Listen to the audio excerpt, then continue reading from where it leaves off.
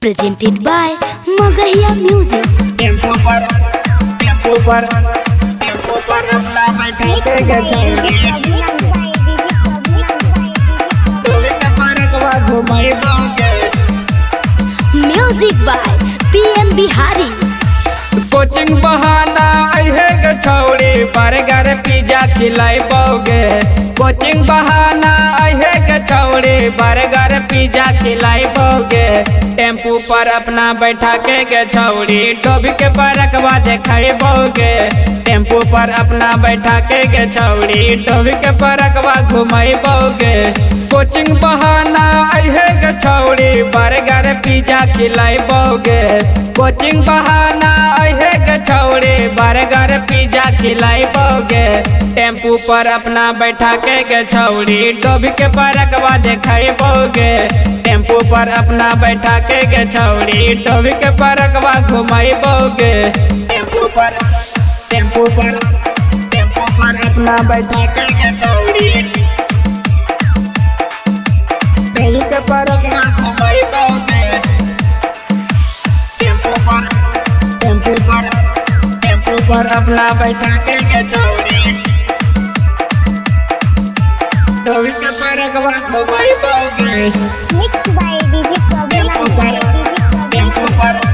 Tempo पर अपना बैठा के गछौड़ी ले जाके PRN तोरा शॉपिंग छौड़ी कराइबोगे।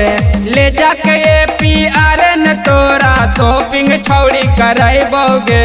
टेम्पू पर अपना बैठा के गछौड़ी बौद्धे गया हम घुमाइबोगे। टेम्पू पर अपना बैठा के गछौड़ी बौद्धे गया हम घुमाइबोगे। तोरा जोरे तो सटी खूब सेल्फी में फोटो खिंचाइबोगे। तोरा जोरे तो सटी खूब सेल्फी में फोटो खिंचाइबोगे। टेम्पू पर अपना बैठा के गछौड़ी सरघाटी बजरिया घुमाइबोगे। टेम्पू पर अपना बैठा के गछौड़ी बाके बाजार हम घुमाइबोगे। टेम्पू पर अपना बैठा के गछौड़ी डोभी के पारकवा घुमाइबोगे। टेम्पू पर अपना बैठा के गछौड़ी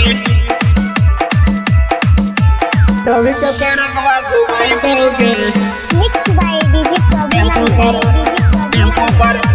टेम्पू पर अपना बैठा के गछौड़ी अनूप कुमार के कह के गछौड़ी गाना तो तोरा सुनाइबोगे। अनूप कुमार के कह के गछौड़ी गाना तो तोरा सुनाइबोगे। मगहिया म्यूजिक में ले जाके तोरा PM बिहारी से मिलाइबोगे। मगहिया म्यूजिक में ले जाके तोरा PM बिहारी से मिलाइबोगे। कोचिंग बहाना अहे गछौड़ी बर्गर पिज्जा खिलाइबोगे। कोचिंग बहाना अहे गछौड़ी बर्गर पिज्जा खिलाइबोगे। टेम्पू पर अपना बैठा के गछौड़ी डोभी के पारकवा देखाइबोगे। टेम्पू पर अपना बैठा के गछौड़ी डोभी के पारकवा घुमाइबोगे।